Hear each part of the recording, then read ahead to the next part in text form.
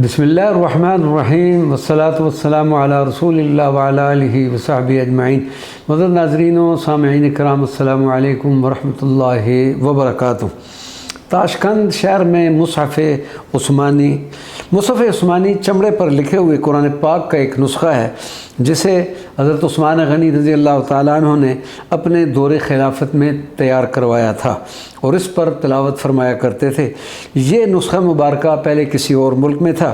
जब अमीर तैमूर ने मुख्तलिफ़ ममालिक को फ़तह किया तो ये नुस्खा वो अपने साथ समरकंद ले आया और तवील वक्त ये नुस्खा समरकंद में रहा और मस्जिद बीबी खानम के बाहर एक रेल पर इसकी ज़ियारत की जाती थी। लेकिन जब रूसी इनकलाब आया तो उस वक्त इस नुस्खा मुबारक को लेनिनग्राड के अजायब घर में पहुंचा दिया गया। वस्ती एशिया की रियासतें जब आज़ाद हुई तो हुकूमत उज़्बेकिस्तान के पुरज़ोर मुतालबा पर मुसहफ़ उस्मानी को वापस लाया गया, जिसको बड़े अदब व एहतराम के साथ ताशकंद की एक मखसूस इमारत में रखा गया। दो डॉक्टर हजरात की ड्यूटी होती है कि वो इस कमरे का दर्जा हरारत और हवा में नमी की मकदार को मुसलसल चेक करते रहें। नुस्खा मुबारक पर मुख्तलिफ़ किस्म के जदीद केमिकल इस्तेमाल करते हैं ताकि किसी भी किस्म की ख़राबी से ये नुस्खा महफूज रहे। मुसहफ़ उस्मानी कूफ़ी ख़त में तहरीर है।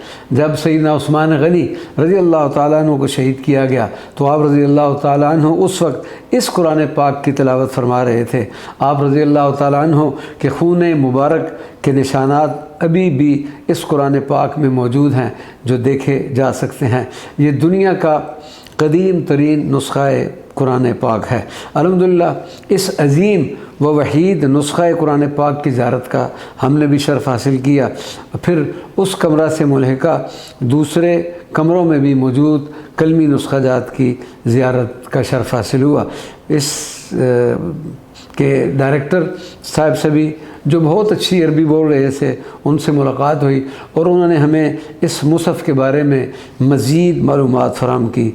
उनका शुक्रिया अदा करते हुए हम बाहर आए और एक और इमाम हज़रत इमाम अबू बकर कफ़ल शाशी के मज़ार मुबारक की तरफ रवाना हुए। वमा अलैना इल्लल बलागुल मुबीन।